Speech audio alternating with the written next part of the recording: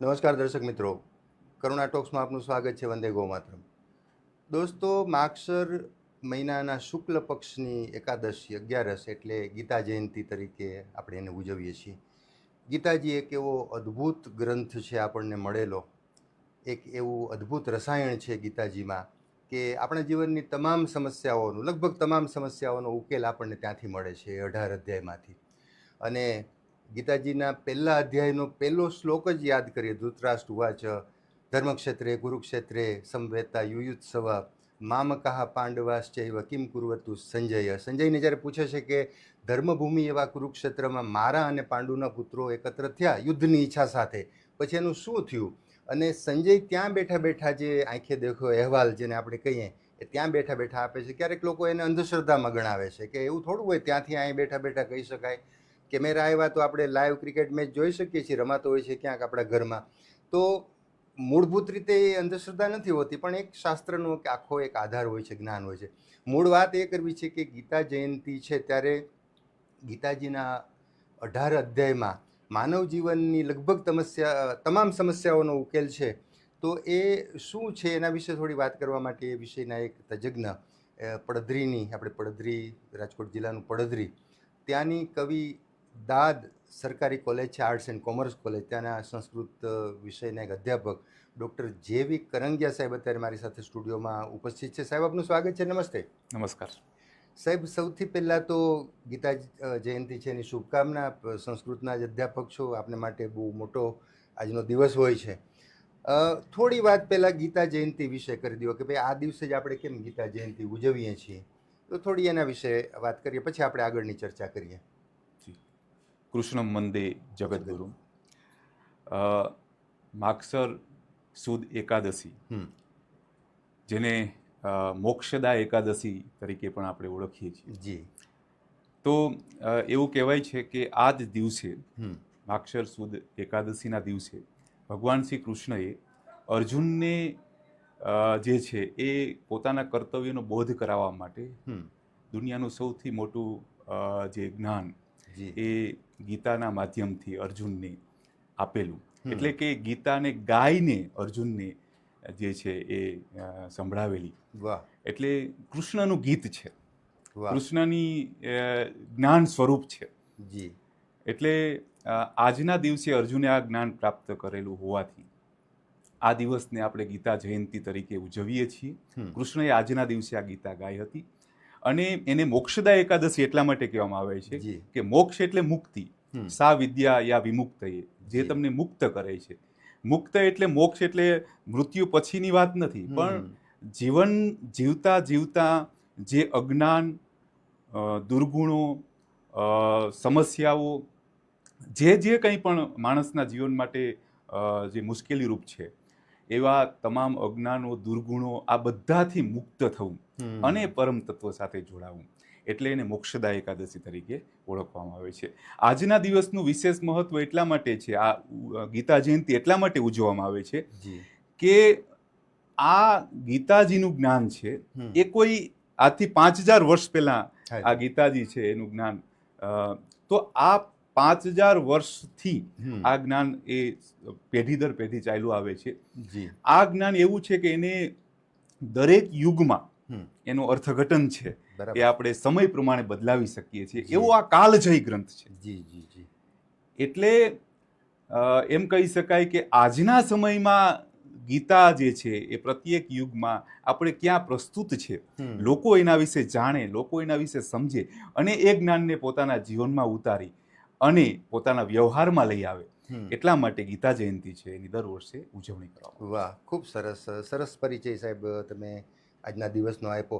અચ્છા, મારે હવે એ પૂછવું છે કે ભાઈ અર્જુન વિષાદ યોગ જે પહેલો જ અધ્યાય છે અને એનો પહેલો શ્લોક મેં હમણાં જ ઉચ્ચારણ કર્યું, તો અર્જુનને વિષાદ થયો ત્યારે અર્જુને કૃષ્ણ પાસે આ બધા પ્રશ્નો રજૂ કર્યા કે હું યુદ્ધ કેમ કરું, આ તો મારા કાકાઓ છે, મામાઓ છે, આની સામે કેમ લડાય. તો એને વિષાદ થયો, તો પાત્રતા, મારે ખાસ તો એ પૂછવું છે કે ગીતાજીનું જ્ઞાન મેળવવા માટેની પાત્રતા, અર્જુન તો એનો મિત્ર હોવા છતાં શિષ્ય હાથ જોડીને નીચે બેસી ગયો, તો પાત્રતા કેવી રીતે પ્રાપ્ત કરવી ગીતાજીનું જ્ઞાન મેળવવા માટે આજે સમયમાં આપણે? જી, બહુ મહત્વનો પ્રશ્ન છે. આપણે એવું કહીએ છીએ કે ગીતાજીમાં 700 શ્લોક છે. એટલે હકીકતમાં 700 શ્લોક સાચા, પરંતુ એમાં કૃષ્ણના મુખેથી જે જ્ઞાન આપવાની શરૂઆત થઈ છે એ બીજા અધ્યાયથી થાય છે. પ્રથમ અધ્યાય જે આખો છે એ અર્જુન વિષાદ યોગ છે. એનું નામ પ્રમાણે અર્જુનનો વિષાદ અહીંયા બતાવવામાં આવ્યો છે. તો બહુ સમજીને આ અધ્યાય પેલા મૂકવામાં આવ્યો છે. ખરેખર એ આમ જોઈએ તો ગીતાનો ભાગ છે અને આમ જોઈએ તો ગીતાનો ભાગ નથી. બરાબર. તો ભાગ એ રીતના છે કે જ્યાં સુધી તમે અર્જુન વિષાદ યોગને સમજો નહીં ત્યાં સુધી ગીતા છે એનું જ્ઞાન આપણને પ્રાપ્ત એ એટલું વ્યવસ્થિત રીતના આપણે કરી શકતા નથી. કારણ કે અધિકારીતા બહુ મહત્વની વસ્તુ છે. કોઈ પણ જ્ઞાન પ્રાપ્ત કરવા માટે આપણે અધિકારીતા હોવી જોઈએ. તો અર્જુન જે છે એ પોતાના અત્યાર સુધી અનેક યુદ્ધો એણે કરેલા હતા, અસંખ્યના માથા છે એ ધડથી અલગ કરી દીધા હતા. ત્યાં સુધી અર્જુનને કોઈ દિવસ ક્યારે એને તકલીફ નથી પડી. પરંતુ આજે જ્યારે યુદ્ધના મેદાનમાં અર્જુન આવી જાય છે અને એક બાજુ પોતાના પક્ષના અને સામે પક્ષે વિરોધ પક્ષના, આમ તો એ પોતાના જ છે, બરોબર, તો યુદ્ધ કરવા માટે ઊભા છે, ત્યારે પોતાનાઓને જ લડવા માટે ઉભેલા જોઈને અર્જુનને એક મોહ જાગે છે.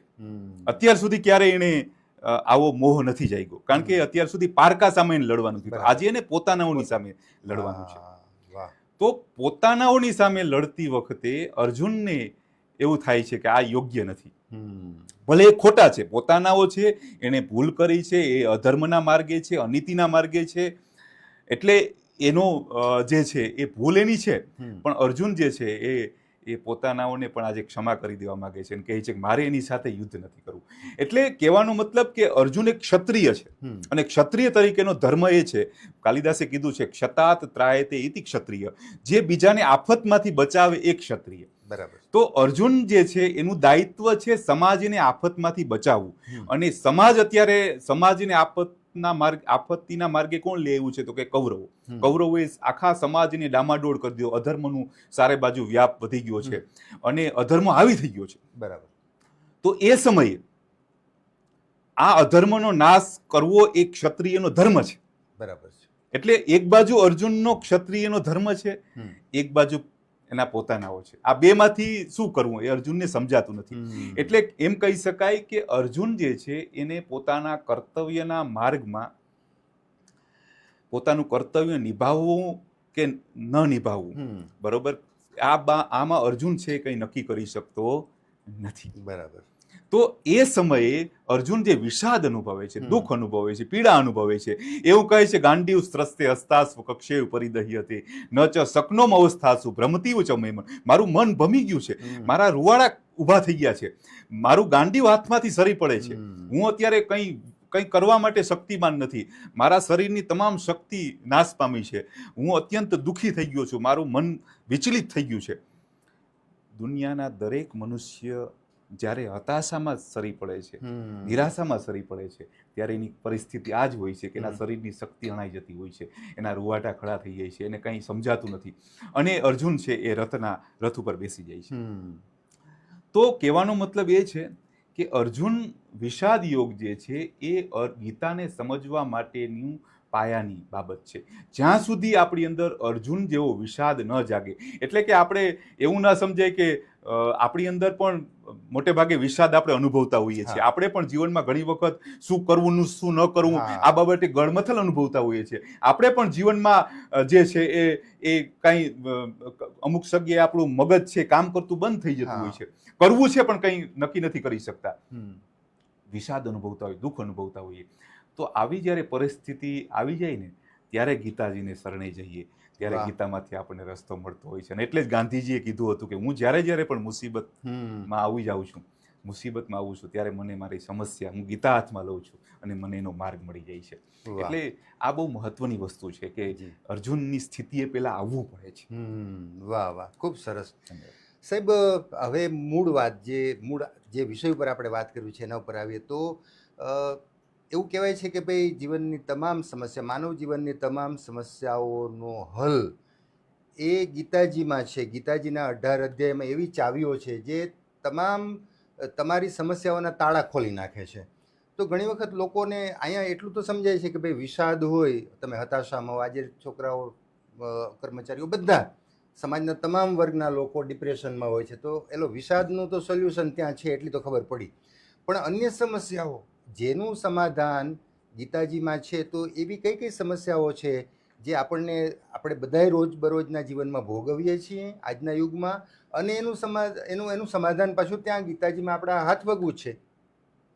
બહુ મહત્વનો પ્રશ્ન છે અને પાયાનો પ્રશ્ન આજના સમયમાં સૌથી વધારે પ્રસ્તુતતા, કારણ કે દુનિયાએ એનો જ સ્વીકાર કર્યો છે જે આજના સમયમાં આપણને કંઈક ઉપયોગી થતું હોય. ગીતા એવો કાલજયી ગ્રંથ છે કે જ્યાં સુધી માનવ સૃષ્ટિ પૃથ્વી પર છે ત્યાં સુધી મનુષ્યના દરેક યુગના મનુષ્યને એના પ્રશ્નોના સમાધાન, એની સમસ્યાઓનું સમાધાન મળતું રહેશે. કારણ કે ગીતા જે છે એમાં એ ગ્રંથમાં જે વાત કરવામાં આવી છે એ માનવ જીવનની, જેને એમ કહેવાય ને કે આંતરિક મિકેનિઝમ જેને કહેવામાં આવે છે, તો આંતરિક જે મિકેનિઝમ છે એને વ્યવસ્થિત કરવાનું કામ આખે આખું એમાં કરેલું છે. બરાબર. મતલબ કે જીવન જીવવા માટેની જે કંઈ પણ આપણે, શરીર તો માત્ર એક માધ્યમ છે, સાધન છે. હા, શરીર તો કરે છે, અંદરથી જે ઓપરેટિંગ સિસ્ટમ જે છે એ જે કહે છે શરીર કામ કરે છે. બરાબર. એટલે ગીતાએ ઇન્ટરનલ આખી વ્યવસ્થાને સુધારવાની વાત કરી છે. એટલે માટે ગીતા છે પ્રત્યેક યુગના મનુષ્ય માટે ઉપયોગી છે. હવે વાત કરીએ સમસ્યાની, તો માનવ જીવન જે છે એના જીવનમાં 3 મહત્વના માર્ગ છે. એક છે જ્ઞાન, બીજો છે ભક્તિ અને ત્રીજો છે કર્મ. આ 3ની અંદર આ 3 માર્ગ જે માણસના જીવનના વ્યવસ્થિત હોય, એમાં વ્યવસ્થિત રીતના એ માર્ગ પર ચાલતો હોય ત્યારે જે છે એ માનવ જીવનની તમામ સમસ્યાઓનું સમાધાન આપોઆપ થઈ જતું હોય છે. બરાબર છે. તો એવું કહેવાય કે ગીતા છે ને એ જ્ઞાન, ભક્તિ અને કર્મનો ત્રિવેણી ઘાટ છે. જી, વાહ. ગીતાની અંદર આ બાબત છે. તો એમાં સૌથી પહેલી વાત આપણે જે છે એ કરીએ કર્મની. કારણ કે કર્મ એટલે આપણે મોટે ભાગે કાર્ય એવો અર્થ કરીએ છીએ, પણ ગીતા કર્મને એક અલગ પેલા ઉપર લઈ જાય છે. બરાબર. કર્મને ગીતા કર્મયોગ કહે છે. અને એમાં એવું કહે છે કે કર્મ જે છે, પેલા ગીતાના પ્રથમ 6 અધ્યાય કર્મયોગની વાત કરે છે, પછીના 6 અધ્યાય ભક્તિ યોગ અને પછીના 6 અધ્યાય જ્ઞાન યોગની વાત કરે છે. તો કર્મ એટલે ગીતા એવું કહે છે કે કર્મના 3 પ્રકાર પડે છે: કર્મ, વિકર્મ અને અકર્મ. કર્મ એટલે કે આપણે જે કાર્ય કોઈ પણ કરીએ, કોઈ પણ આપણું કાર્ય કરીએ, એક કર્મ છે. વિનોબા ભાવે પોતાના ગ્રંથમાં વાત કરી છે. હવે કર્મમાં એક સ્થિતિ એવી આવે કે જ્યારે એ કર્મને તમે 100% એની અંદર તમે શારીરિક અને માનસિક રીતના ઇન્વોલ્વ થઈ જાઓ, દિલથી જ્યારે કોઈ પણ આપણે કામ કરીએ ત્યારે એ કર્મ વિકર્મ બની જાય છે. અને એ કર્મની એક ઉચ્ચ લેવલની સ્થિતિ છે, ત્યારે એ કર્મ શ્રેષ્ઠ હોય છે. હવે એ કર્મમાં જ્યારે વિકર્મની સ્થિતિ આવી ગયા પછી વ્યક્તિ છે એ જ્યારે એવું એ કર્મ પ્રત્યેની એના ફળની આસક્તિ જ્યારે છોડી દે, એટલે કે નિષ્કામ ભાવે જ્યારે કર્મ કરવા માંડી જાય, ત્યારે એ કર્મનું કોઈ બંધન એને રહેતું નથી. એટલે એ અકર્મ એને કહેવામાં આવે છે. એટલે કર્મ, વિકર્મ અને અકર્મ. એટલે આ સ્થિતિએ જ્યારે આ ગીતા એવું કહે છે કે તમારે કર્મ કરવું તો એ રીતના કરવું કે એમાં 100% ઇન્વોલ્વમેન્ટ, અને પછી ઇન્વોલ્વમેન્ટ થયા પછી એ કર્મના ફળનો ત્યાગ કરવો. એના પ્રત્યે મા ફલેષુ કદાચ. કર્મ એ ગીતાની ચતુસૂત્રી છે, કર્મણી એવ અધિકારસ્તે મા ફલેષુ કદાચ. તો આ સ્થિતિ એ ગીતાએ કર્મની વાત કરી છે. એટલે આ સ્થિતિ જ્યારે તમારે આવી જાય, તમે 100% એની અંદર ઇન્વોલ્વમેન્ટ થઈ જાય, બરોબર, તમે નિષ્કામ ભાવે કર્મ કરતા હો, એટલે આપોઆપ વ્યક્તિને કર્મની અંદર માસ્ટરી આવી જાય છે. અને કર્મમાં જ્યારે માસ્ટરી આવી જાય કાર્ય કરવામાં, દાખલા તરીકે એક વેપારી છે તો વ્યાપારીને વ્યાપારની માસ્ટરી, કોઈ એન્જિનિયર છે તો એન્જિનિયરને એન્જિનિયરિંગ માસ્ટરી, હું એક અધ્યાપક છું તો મને એક અધ્યાપક તરીકે મારા વિષયમાં માસ્ટરી. તો દરેકને પોતાના કાર્યમાં જ્યારે 100% ઇન્વોલ્વમેન્ટ અને એમાં નિષ્કામ ભાવે કર્મ તમે કરો ત્યારે એમાં માસ્ટરી આવી જાય. માસ્ટરી આવે ને પછી વ્યક્તિને પોતાની ખુદ ઉપર વિશ્વાસ બેસે છે. બરાબર છે. અને વ્યક્તિને પોતાના ઉપર વિશ્વાસ બેસે. હમ. હવે પોતાની અંદર આત્મા એ જ પરમાત્મા છે એવું જ ગ્રંથો આપણા કહે છે. જી. એટલે વ્યક્તિને આપોઆપ ઈશ્વર પર વિશ્વાસ બેસવા માંડે છે. પોતાના અને ઈશ્વર ઉપર જ્યારે વિશ્વાસ બેસે છે ત્યાર પછી વ્યક્તિ જે છે એ પોતાના કર્મ જે છે એને ઈશ્વરને અર્પણ કરતો થઈ જાય છે. વ્યક્તિ એવું માની લે છે કે હું કશું કરતો નથી, હું તો માત્ર નિમિત્ત છું. કોણ કરાવે છે? મને ઈશ્વર કરાવે છે.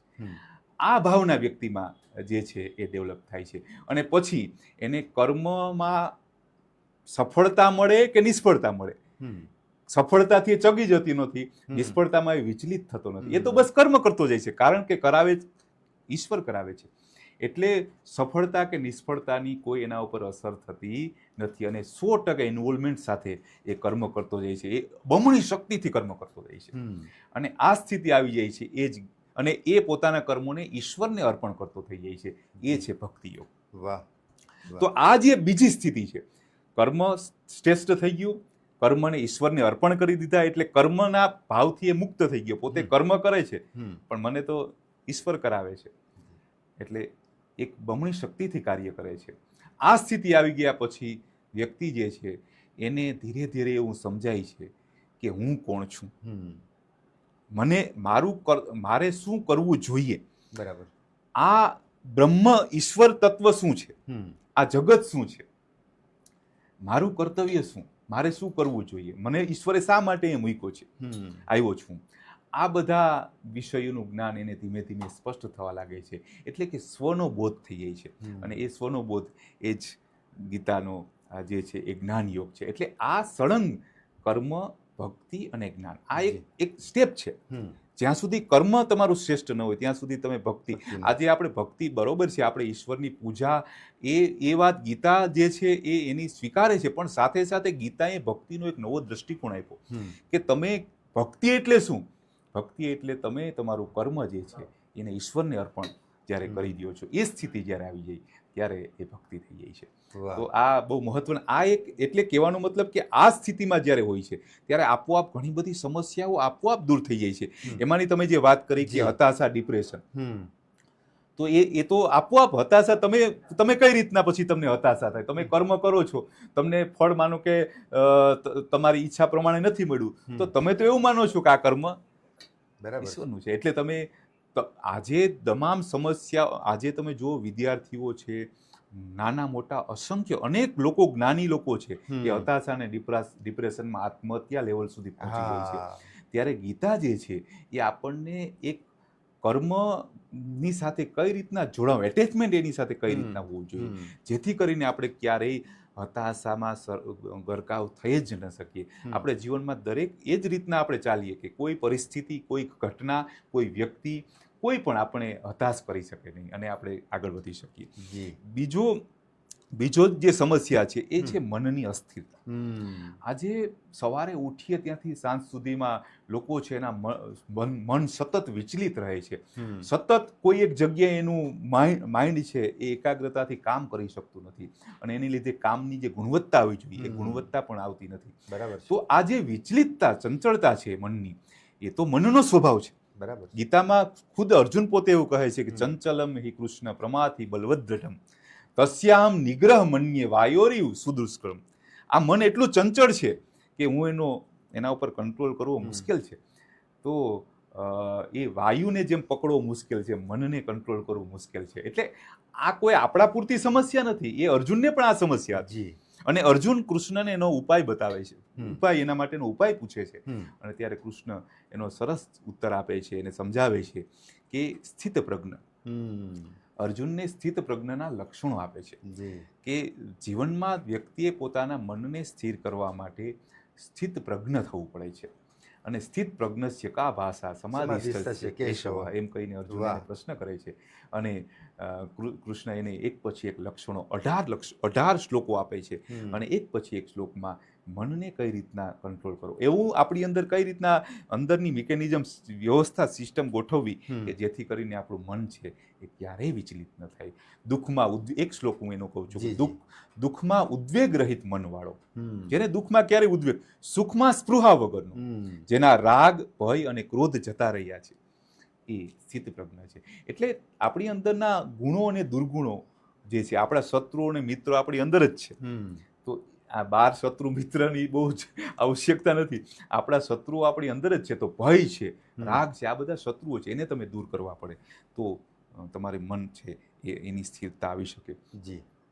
ત્રીજો એક મહત્વનો સમસ્યા છે એ છે કર્તવ્ય માર્ગમાં વ્યક્તિ છે એ વિચલિત રહે છે, ભટકી જાય છે, ભટકી લોકો જાય છે. આજે દરેકના તમે જુઓ, વિદ્યાર્થીનું કર્તવ્ય ભણવાનું છે, બરોબર, સૈનિકનું કર્તવ્ય બોર્ડર ઉપર રહીને દેશની રક્ષા કરવાનું છે, વેપારીનું કર્તવ્ય છે, ખેડૂતનું પોતાનું કર્તવ્ય છે, બરોબર, શિક્ષકનું પોતાનું કર્તવ્ય છે. તમામના એક કર્તવ્ય નિશ્ચિત છે અને બધાને ખબર પણ છે કે મારું શું કર્તવ્ય છે. જાનામી ધર્મ ન ચ મે પ્રવૃત્તિ, મહાભારતમાં કહે છે. દુર્યોધન કહે છે જાનામી ધર્મ, હું ધર્મ જાણું છું કે મારે શું કરવું જોઈએ. જાનામી ધર્મ ન ચ મે, પણ હું એમાં પ્રવૃત્ત થઈ શકતો નથી. અને હું અધર્મય જાણું છું પણ એને હું છોડી શકતો નથી. તો આ અર્જુન જેવી દુર્યોધન જેવી સ્થિતિ આજે દરેક મનુષ્યની છે. બધું જાણે છે પણ એમાં પ્રવૃત્ત થઈ શકતા નથી. બરાબર. તો ગીતા જે છે એ માણસને સ્વધર્મમાં જોડે છે.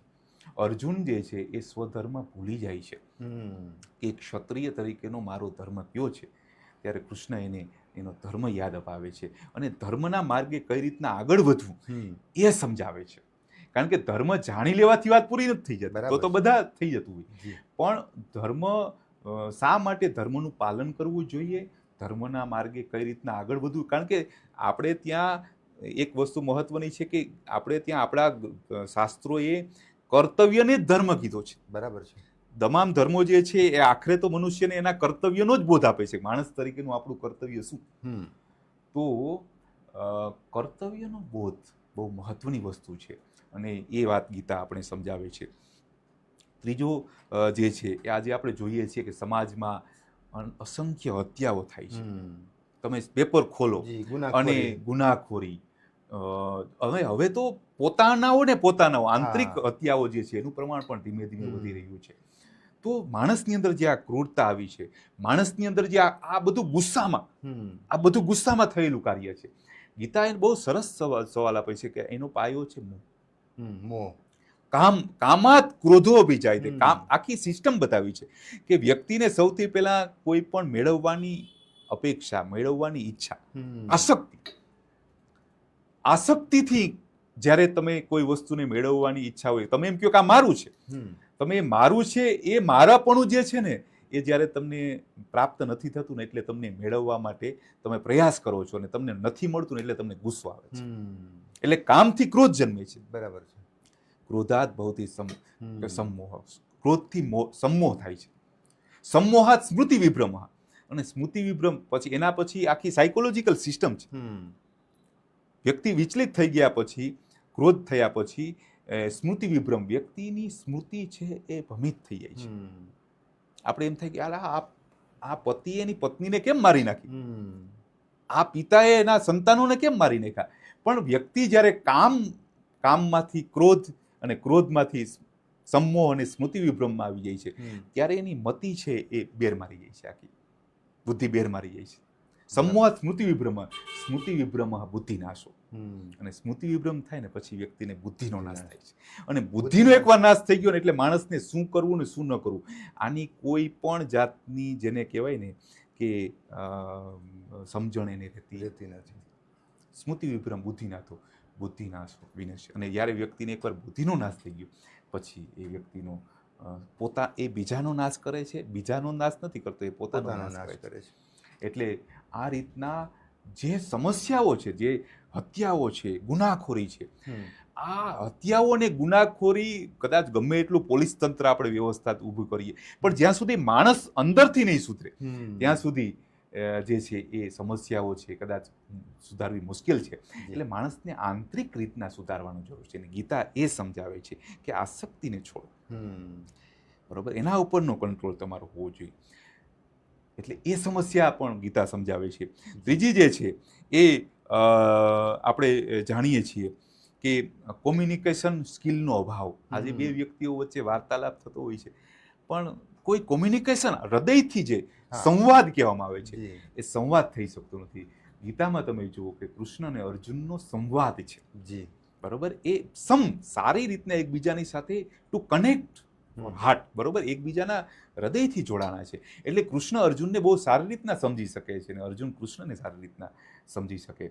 એટલે જીવનમાં સફળ બનવા માટે ક્યાંક આપણી કોમ્યુનિકેશન સ્કિલ જે છે એ નથી હોતી. આજે પારિવારિક સંબંધો તૂટી રહ્યા છે, પારિવારિક સમસ્યાઓ જે વણસી રહી છે.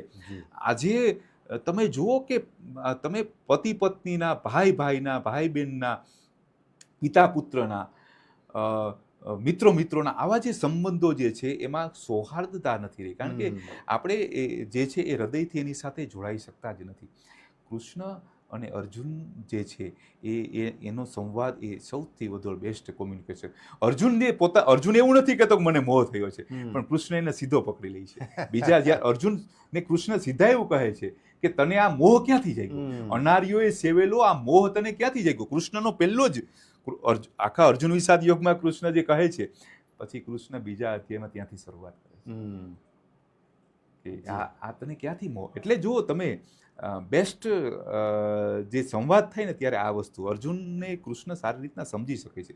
બીજું, આજે આપણે જે અસંખ્ય હતાશા વગેરેને કારણે, તો એ હતાશામાંથી અર્જુનને જે પરિસ્થિતિ છે એને કૃષ્ણ સમજી જાય છે. તો આ બાબત પણ મહત્વની છે. ગુરુ શિષ્ય પરંપરાની પણ એક સુંદર અહીંયા આપણે સમજી શકીએ છીએ કે આદર્શ ગુરુ અને શિષ્ય કેવો હોય.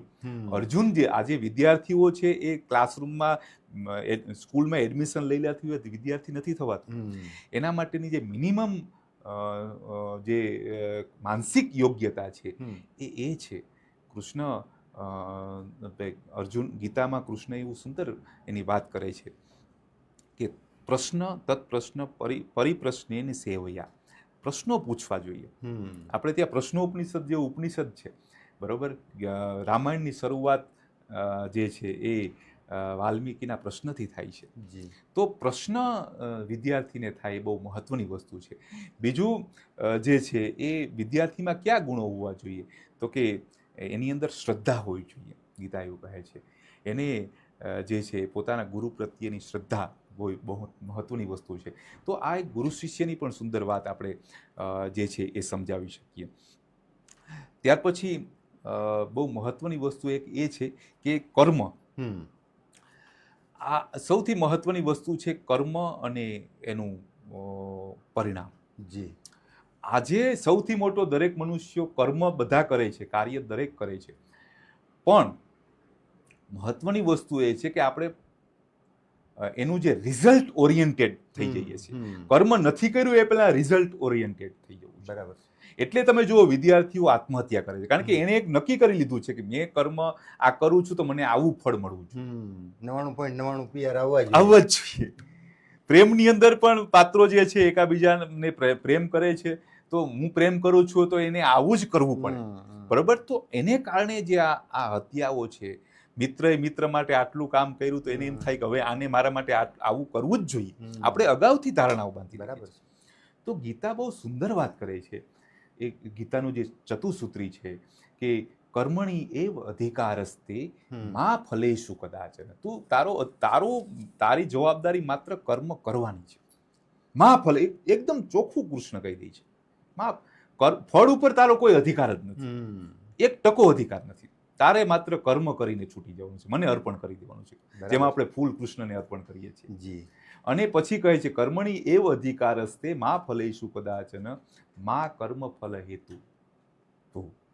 તું કર્મ ફળનો હેતુ વાળો ન થાય. તું જે કર્મ કરે છે ને એમાં ફળનો હેતુ, આપણે મોટે ભાગે અહીંયા જે હમણાં કહું છું કે આપણે ફળનો હેતુ આપણો ક્લિયર આપણે કરી લઈએ છીએ. કર્મ હજી તો શરૂ નથી કર્યું એ પહેલા. તો અને મા કર્મ ફલે હેતુ મા તે સંગો કર્મણી. બરોબર. અને તું ક્યારેય કર્મને તારે છોડવું જોઈએ નહીં. એટલે આ 4 બાબત છે એ જ્યારે આપણા મગજમાં સમજાઈએ ને ત્યારે આપણા જીવનની તમામ સમસ્યાઓ છે એનું ઘણા બધી સમસ્યાઓનું સમાધાન થઈ શકે. જો આપણે કર્મ ઉપર જ આપણું ફોકસ હોય. ડોક્ટર જ્યારે ઓપરેશન કરવા જાય ત્યારે એ જે સર્જરી કરે ત્યારે અગાઉથી એવું વિચારી લે કે આને આમ થશે તો, આ ઓપરેશન નહીં થાય તો, અથવા તો આ મૃત્યુ પામશે તો ક્યારે ઓપરેશન કરી ના શકે. કરી શકે. એનું ડોક્ટર જ્યારે ઓપરેશન કરતો હોય છે ત્યારે એનું 100% ફોકસ એના ઓપરેશન ઉપર હોય છે. એ પછી છોડી દે છે ઈશ્વર ઉપર. એટલે પરિણામની આશા જે છે એ ઈશ્વર ઉપર આપણે છોડી દેવું જોઈએ. આપણે 100% કર્મ ઉપર ફોકસ કરવું જોઈએ. તો આવી ઘણી બધી સમસ્યાઓ જે છે એ બતાવી છે ગીતાની અંદર. જી સાહેબ, બહુ સરસ વિસ્તૃત રીતે આપે માનવ જીવનની આ બધી જ રોજિંદી સમસ્યાઓ આપણા જીવનની છે જેનું ઉકેલ ક્યાંક ને ક્યાંક ગીતામાં છે. અચ્છા, પર્યાવરણના પ્રશ્નો અત્યારે બહુ છે. આપણે જાણીએ છીએ કે રોજ આવે છે દિલ્હીમાં AQI 500 પહોંચી ગયો, રાજકોટમાં અહીંયા પહોંચ્યો, એટલે એર ક્વોલિટી ઇન્ડેક્સ, આપણી હવા બગડતી જાય છે. તો એનાથી બચીને ક્યાં જશું? શ્વાસ તો લેવો જ પડશે. તો પર્યાવરણ જાળવવું, પર્યાવરણના પ્રશ્નો અત્યારે બહુ છે, પ્રદૂષણ વધ્યું છે, કોઈને કોઈ રીતે એક કંટ્રોલ કરવું બહુ જરૂરી છે. તો ગીતાજીમાં એના પણ ક્યાંક જવાબ છે? દાખલા તરીકે મને થોડુંક યાદ આવે, મારો વિષય નથી, પણ વૃક્ષોમાં હું પીપળો છું. પીપળાની જરૂર શું હતી આપણને 5 વર્ષ પહેલાં ખબર છે? કોરોના વખતે આપણે ઘેરે આંગણામાં તુલસી હોય છે, આપણી આજુબાજુમાં વૃક્ષો હોય છે. પ્રાણીઓમાં હું સિંહ છું. તો ક્યાંક ને ક્યાંક અબોલ જીવો, આપણે ઘણી વખત માણસ સિવાય કોઈ જાણે સૃષ્ટિ ઉપર છે જ નહીં, અથવા તો આપણો એકનો જ અધિકાર છે એવું માનતા હોઈએ છીએ. તો એક કીડીથી માંડી અને હાથી સુધીની જે જીવસૃષ્ટિ છે એ એક આખી પર્યાવરણની સાયકલ છે, સાંકળ છે. અને આ બધા વૃક્ષો, તો ગીતાજીમાં ક્યાંક ને ક્યાંક વૃક્ષોનું જતન કરવાનું, અથવા આપણે ત્યાં વૃક્ષ પૂજા, બહેનો વડસાવિત્રીનું વ્રત કરે છે, વડલાની પૂજા કરે છે. તો ક્યાંક ને ક્યાંક પશુ પક્ષીઓની પૂજા એટલે આરતી કરવાના અર્થમાં નહીં, પણ એક સાયકલ છે આપણી, એને જાળવવી પડે. તો એવી વાત પણ ક્યાંક છે ખરી? બિલકુલ. આપણે એમ કહી શકીએ કે હણસ ઉમાશંકર જોશીએ કહ્યું છે, વિશાળે જગ વિસ્તારે, નથી એક જ માનવી, પશુ છે, પક્ષી છે, વૃક્ષોની છે, વનોની છે, વનસ્પતિ. તો કહેવાનો મતલબ કે આ સૃષ્ટિ ઉપર માણસ એકલાનો અધિકાર નથી. ઈશ્વરે જે આખી સૃષ્ટિની રચના કરી છે એમાં દરેક જીવ એકબીજા પર આધારિત છે, અને દરેક જીવોનું પોતાનું મહત્વ છે. એમાં એક નાની ચકલીનું પણ મહત્વ છે, અને મોટામાં મોટા નાનામાં નાના જીવ જે છે, જીવાત છે, એનું પણ આવશ્યકતા છે. તો એક મૂવી આવ્યું હતું .02, બરોબર? એમાં આજે જે જંતુનાશક દવાઓનો છંટકાવ કરવાની જરૂરિયાત એટલા માટે ઊભી થઈ છે કે પક્ષીઓ નથી રહ્યા. નહીતર ઓલા ખેતરો ઉપર જઈ અને પક્ષીઓ છે દાણા એ પેલા જીવાત ચણી જતા હતા. અને કહેવાનો મારો મતલબ એ છે કે દરેકનું અસ્તિત્વ મહત્વનું છે. શ્રીમદ ભગવદ્ ગીતામાં વિભૂતિ યોગ 10મો અધ્યાય છે. એની અંદર કૃષ્ણએ, ભગવાને પોતાની વિભૂતિઓ બતાવી છે. અને આપણી હિન્દુ સંસ્કૃતિની એક મોટી મહત્વની વિશેષતા એ છે કે વિજ્ઞાનને ધર્મની સાથે જોડી દીધું. એટલે દરેક વિજ્ઞાનની મહત્વની વાત જે છે એ દરેક મનુષ્યો સુધી પહોંચી શકે, સામાન્યમાં સામાન્ય મનુષ્ય સુધી પહોંચી શકે, એ રીતના ધર્મોમાં વણી લીધી છે. તો તમે જે રીતના વાત કરી એમ પીપળો, વૃક્ષોમાં હું પીપળો છું. તો આપણે જાણીએ છીએ કે પૃથ્વી ઉપરના જે ઓક્સિજનના પ્લાન્ટ જેને કહી શકાય, કે ઓક્સિજન આપણે બનાવી શકતા નથી. પૃથ્વી ઉપર માત્ર વૃક્ષો જ બનાવી શકે છે. તો ઓક્સિજનના પ્લાન્ટ એ વૃક્ષો છે. અને પીપળો જે છે એ એવો વૃક્ષ છે, પીપળો, તુલસી, આ બધા એવા વૃક્ષો છે કે જે 24 કલાક ઓક્સિજન આપે છે. બીજા બધા જ વૃક્ષો માત્ર 12 કલાક ઓક્સિજન આપે છે, રાત્રે પાછું કાર્બન છોડે છે. એટલે કદાચ એ બેલેન્સ ન જળવાય, પણ વૃક્ષોમાં પીપળો, એવું કૃષ્ણએ કીધું. એનો મતલબ એ, કારણ કે વિભૂતિ યોગ એટલે જે એ બધામાં સર્વશ્રેષ્ઠ છે, વિશેષણ ભૂતિ, જે શ્રેષ્ઠમાં શ્રેષ્ઠ છે, જે વિશેષ દેદીપ્યમાન છે, જે શ્રેષ્ઠ છે, એને કૃષ્ણએ પોતાની વિભૂતિ બતાવી છે. એટલે બધા વૃક્ષો સારા જ છે, પણ બધા વૃક્ષોમાં પીપળો છે એ શ્રેષ્ઠ છે. એટલા માટે છે કે એમાં સૌથી વધારે ઘનઘોર ઘટાદાર વૃક્ષ છે. એટલું જ નહીં, પણ એની અંદર વધારે ખૂબ જ પાંદડાઓ હોય છે, અને એનું આયુષ્ય પણ ખૂબ લાંબુ હોય છે. એટલે પૃથ્વી ઉપર જેટલા પીપળાઓ વધારે એટલા ઓક્સિજનનું પ્રમાણ સૌથી વધારે, બરોબર? તો એ રીતના સિંહની વાત કરી છે, મોરની વાત કરી છે, બરોબર? આ રીતના પશુ પક્ષી પ્રાણીઓ જીવજંતુઓ છે એ ગીતાની અંદર કૃષ્ણએ પર્વતોને નિર્જીવને પણ સ્વીકારી લીધા છે, બરોબર, કે એ એની વિભૂતિ છે. એટલે કે પશુઓ, પક્ષીઓ, પ્રાણીઓ આ બધા જે છે એમાં ક્યાં ક્યાં પ્રકૃતિમાં માણસ સિવાય બીજે પણ માણસની પ્રકૃતિની સાથેનું કનેક્શન સ્થાપિત કરવા માટે જે છે એ કૃષ્ણએ વિભૂતિ યોગમાં અનેક જગ્યાએ પોતાના અંશ, પોતાના વિભૂતિ છે એ પ્રકૃતિને, જીવજંતુઓને એને બતાવી છે. બહુ મહત્વની વસ્તુ છે. અને બીજી એક મહત્વની વસ્તુ છે કે ગીતાની યજ્ઞ ભાવના, આ યજ્ઞ ભાવના પણ જે પ્રકૃતિની, પર્યાવરણની તમે વાત કરો છો એની સાથે જોડાયેલી છે. તો ગીતા જે છે એ યજ્ઞ જે છે એનું સૌથી મોટું યોગદાન છે પ્રકૃતિનું બેલેન્સ, જે હમણાં તમે વાત કરી કે પ્રદૂષણનું પ્રમાણ.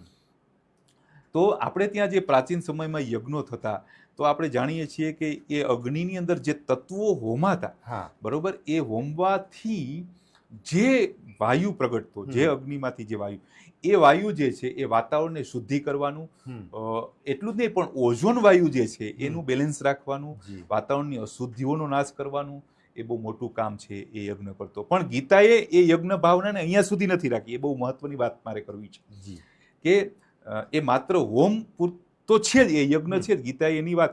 પણ એની સાથે ગીતા જે છે એને આખી સાયકોલોજીકલ રીતના સમજાવે છે કે યજ્ઞ તમને આપતા શીખવે છે. કારણ કે યજ્ઞમાં તમે હોમો છો ત્યારે આપો છો. એટલે તમે જ્યારે યજ્ઞ કરો ત્યારે તમને આપવાની ભાવના વિકસે છે.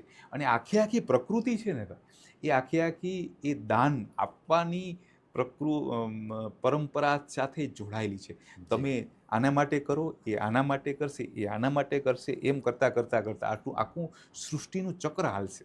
કારણ કે જો આપણે સ્વાર્થી બનીને બેસી રહીશું, હું મારા માટે જ બધું કરું, ગીતા સ્વાર્થની વૃત્તિનો ત્યાગ કરવાનું કહે છે કે તમે યજ્ઞ માટે કાર્ય કરો, બરોબર. તો તમે બીજા માટે જ્યારે કાર્ય કરશો તો એ આખું સૃષ્ટિનું ચક્ર વ્યવસ્થિત રીતના ચાલશે અને બધા વ્યવસ્થિત રીતના એમાં કામ કરશે તો સંસાર વ્યવસ્થિત રીતના ચાલશે. તો એ રીતના પણ સાહેબ સરસ વાતો કરી આજે તમે, ખાસ કરીને માનવ જીવનની જે સમસ્યાઓ છે તો ઓલમોસ્ટ બધી સમસ્યાઓનો હલ ગીતાજીમાં છે. હવે મારે ખાસ એ પૂછવું છે કે ગીતાજીનો પ્રચાર પ્રસાર આમ તો વર્ષોથી થઈ રહ્યો છે, દરેક ઘણી બધી સંસ્થાઓ કરે છે. અત્યારે થોડું સંસ્કૃતનું મહત્ત્વ, આપણે NEP 2020 આવ્યા પછી થોડુંક સંસ્કૃતનું મહત્ત્વ પણ વધ્યું છે. એક સમય હતો કે બહુ સિલેક્ટેડ વિદ્યાર્થીઓ રાખતા હતા, હવે થોડો એનો વ્યાપ વધ્યો છે. બીજું ઘણી બધી સંસ્થાઓ એવી છે જે સંસ્કૃતનો પ્રચાર કરે છે, ગીતાજીનો પ્રચાર કરે છે. થોડી એની પણ વાત એક આછરી ઝલક આપી દો કે ભાઈ એવી કઈ કઈ સંસ્થાઓ છે જે સંસ્કૃત અને ગીતાજીનો પ્રચાર કરે છે. બિલકુલ. શ્રીમદ ભગવદ્ ગીતા જે છે એના જન જન સુધી પહોંચે એ માટે રાજ્ય સરકાર શ્રી પણ ખૂબ જ સક્રિય છે. હમણાં જ 2024માં રાજ્ય સરકારના શિક્ષણ વિભાગ દ્વારા શ્રીમદ ભગવદ્ ગીતાને ધોરણ 6 થી ધોરણ 12માં એને સિલેબસમાં દરેક વિદ્યાર્થીઓ એના જાણે, સમજે એ માટે સિલેબસમાં એ ગીતાના પાઠો છે મૂકવામાં આવ્યા છે. એટલે આ પણ બહુ અભિનંદનીય કાર્ય છે. એની સાથે સાથે આપણે જાણીએ છીએ કે સ્વાધ્યાય પરિવાર બહુ વર્ષોથી પૂજ્ય દાદા જે છે એના કાર્યને ખરેખર આપણે નતમસ્તક વંદન કરવા જોઈએ કે એમણે ગીતાજીના જ્ઞાનને સરળ ભાષામાં જન જન સુધી પહોંચાડવાનું કાર્ય કર્યું છે. એ સિવાય ઇસ્કોન મંદિર છે એના દ્વારા પણ સરસ કાર્ય થઈ રહ્યા છે. જે છે એ ગુજરાત રાજ્ય સંસ્કૃત બોર્ડ, એની હમણાં જે સ્થાપના થઈ છે, એ ગુજરાત રાજ્ય સંસ્કૃત બોર્ડ દ્વારા જે ગયા વર્ષે જ યોજના પંચકમ એવું કરીને એક 5 યોજનાઓ મૂકવામાં આવી છે. એમાં ગીતાજી જે છે એના ગીતાજી ઉપરની એક આખી યોજના છે. ગીતા શ્લોક, 7 શ્લોક, બરોબર, અને ગીતાજીના પાઠ શ્લોકો છે એ વિદ્યાર્થીઓ કંઠસ્થ કરે એ માટેની પણ એક યોજના. એટલે એ રીતના ગુજરાત રાજ્ય સંસ્કૃત બોર્ડ પણ એના માટે કાર્યશીલ છે. અને એ સિવાય પણ અસંખ્ય લોકો છે, વ્યક્તિઓ છે એના માટે કાર્ય કરે. ગુજરાતમાં જ એક સંસ્કૃત યુનિવર્સિટી છે, સોમનાથ સંસ્કૃત યુનિવર્સિટી, એના દ્વારા પણ ભગવદ્ ગીતા ઉપરના જે શોર્ટ ટાઈમ કોર્સ છે એ પણ કરવામાં આવે છે. આપણી સૌરાષ્ટ્ર યુનિવર્સિટી અને કદાચ હું તો એવું માનું ગુજરાતની લગભગ મોટાભાગની યુનિવર્સિટીઓમાં ભગવદ્ ગીતા છે એ SY TYમાં કે ગમે એક વર્ષમાં એને સિલેબસમાં મૂકવામાં આવેલો છે. એટલે બહુ સરસ કાર્ય ભગવદ્ ગીતાના જ્ઞાન જન જન સુધી પહોંચે એના માટે બધા જ પ્રયાસો કરી રહ્યા છે. એ અભિનંદનને પાત્ર છે. જી સાહેબ, ખૂબ સરસ વાતો થઈ. આજે ગીતા જયંતિ જેવો અવસર છે અને આપ અમારા સ્ટુડિયોમાં વ્યસ્તતા વચ્ચે પણ આવ્યા અને ગીતાજીની અંદર જે ગોરસ પડ્યું છે એ આપણે 30-35 મિનિટનો જે આપણો સંવાદ છે એમાંથી શક્ય એટલું ક્રક્સ જેને કહીએ એ અમારા દર્શકો સુધી આપે પહોંચાડ્યું. અમારા દર્શકોને એક સરસ મજાનો સંદેશ આપી દો. આમ તો આપની બધી વાત છે ને એમાંથી કંઈક કંઈક સંદેશો જ નીકળતો હતો, પણ એક વિશેષ સંદેશ જેને કહેવાય એવો અમારા દર્શકોને એક આપી દો. બસ સંદેશ તો કૃષ્ણનું જે આ જ્ઞાન છે, કૃષ્ણનું જે ગીત સ્વરૂપ છે, એવું કહેવાય કે દુનિયાનો આ એક ગ્રંથ એવો હશે કે જેની જયંતિ ઉજવાય છે. આપણે ત્યાં વ્યક્તિની જયંતિ ઉજવાય, બરોબર, વિશ્વમાં વ્યક્તિની જયંતિ ઉજવાય છે, પણ દુનિયાનો આ એકમાત્ર ગ્રંથ હશે. વાહ! તો એ તમે એના ઉપરથી એનું મહત્વ આપણે સમજી શકીએ કે આ ગ્રંથનું શું મૂલ્ય છે. એવું કહેવાય છે કે ભારતની જે જ્ઞાન પરંપરામાં મનુષ્યને માટે આપણે વેદો, ઉપનિષદો, પુરાણો, સ્મૃતિ ગ્રંથો, આ જે બધું લખાયેલું છે, જે માણસના જીવન માટે જ લખાયેલું છે, પણ બધા માણસો આ નથી સમજી શકતા, બધા માણસો એને કદાચ વાંચી પણ ન શકે. તો એમ કહી એવું કહેવામાં આવ્યું છે કે સર્વોપનિષદો ગાવો દુગ્ધા ગોપાલ નંદન પાર્થો વત્સ સુધીર ભોગતા દુગ્ધ ગીતામૃતમ. બરોબર, તો ગીતા એ કામધેનુ એવું કહેવાય કે બધા ઉપનિષદોનું દોહન કરીને ભગવાન શ્રી કૃષ્ણ જે છે એને ગીતારૂપી અમૃત છે એ અર્જુનને આપ્યું છે, અને અર્જુનને નિમિત્ત બનાવીને આપ્યું છે. અર્જુન માટે પાર્થ શબ્દ વપરાણો છે. પાર્થ એટલે જે પૃથ્વીનો પુત્ર, બરોબર, એટલે તમામ પૃથ્વીના જે પુત્રો છે એના માટે ગીતા છે. માત્ર અર્જુન પૂરતી ગીતા નથી, પૃથ્વીના તમામ પુત્રો માટે. એટલે આપણે બધાએ આ ગીતા જયંતિ નિમિત્તે એક સંકલ્પ લેવો જોઈએ કે આપણે બધાએ આ મહાન ગ્રંથ છે એનું જે છે એ પારાયણ તો કરવું જોઈએ, કરાય, પણ સાથે સાથે એના વિચારો જે છે ગીતાજીના એને આપણા જીવનમાં ઉતારવાનો પ્રયાસ કરવો જોઈએ. જેમ આપણે મંદિર હોય એ મંદિરની અંદર ઈશ્વરની ઉપાસના કરીએ, એમ આપણું હૃદયરૂપી મંદિર છે. જેમ આપણું મંદિરની શ્રેષ્ઠતા માટે આપણે કાર્ય કરીએ, એમ આપણું જે શરીરની અંદર જે આપણું હૃદય આવેલું છે, તો એ હૃદયની સાથે જોડાયેલો આ ગ્રંથ છે. અને એટલા માટે આપણે ગીતાજી છે એને એના વિચારોને જીવનમાં અપનાવવા જોઈએ અને આપણા જીવનને શ્રેષ્ઠ બનાવવું જોઈએ.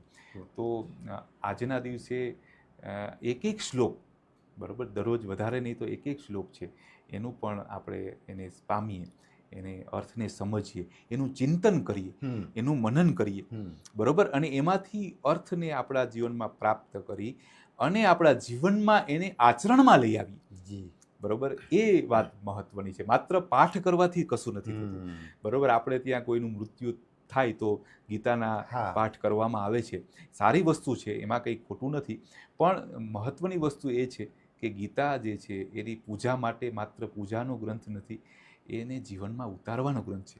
આપણા જીવનની એ જેને કહેવાય ને કે મેન્યુઅલ છે. તમે કોઈ 4 વ્હીલ કે કાર કે ગાડી કે લ્યો તો એની એક મેન્યુઅલ હોય છે કે ભાઈ એને કઈ રીતના ચલાવવું. તો ગીતા એ આપણી મેન્યુઅલ છે જીવનની.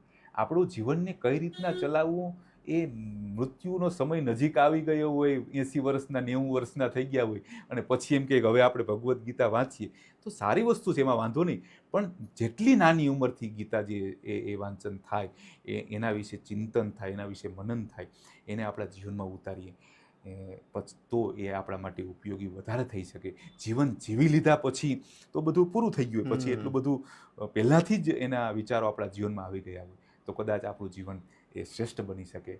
એટલે કાલે શરૂ કરતા હોય તો આજે શરૂ કરી દેવી જોઈએ. મેં ગીતાજીનો મારો વ્યક્તિગત અનુભવ કહું તો જ્યારે હું ગીતાજીનું વાંચન શરૂ કર્યું ત્યારે મને એવું થયું કે મેં ઘણું મોડું કરી નાખ્યું. તો જે છે એ આપણે સૌને એક ખાસ પ્રાર્થના કે આપ સૌ આપના ઘરે, આપના પરિવારમાં, આપના પરિવારના નાના નાના બાળકોથી લઈ અને પરિવારના તમામ સભ્યો છે એ ગીતાનું વિચાર છે એ જીવનમાં ઉતારી અને એને આચરણમાં લઈ આવી. વસ્તુ સાહેબ, આપનો ખૂબ ખૂબ આભાર ફરીથી વ્યક્ત કરું છું. દર્શક મિત્રો, આપણે ડૉક્ટર જે.વી. કરંગિયા સાહેબ પાસેથી ગીતા જયંતિ નિમિત્તે ગીતાજીની અંદર રહેલી તમામ સમસ્યાઓનું સમાધાન એ વિષય ઉપર વાત કરી. ને કેટલી બધી સમસ્યાઓ જેનો અહીં આપણે ઉલ્લેખ કરી શકાય, બધી સમસ્યાઓનું સમાધાન આપણા આ મહાન ગ્રંથમાં છે. ક્યાંય ફાંફા મારવાની જરૂર નથી. બસ એને વાંચીએ, એનું મનન કરીએ, ચિંતન કરીએ અને એનું આચરણ કરીએ તો મને લાગે છે કે કોઈ પણ સમસ્યાનું સમાધાન આપણને ત્યાંથી મળી જશે. ફરી પાછા કોઈ નવા વિષય સાથે, નવા વિષયના તજજ્ઞો સાથે મુલાકાત કરશું. ત્યાં સુધી રજા આપશો. નમસ્કાર.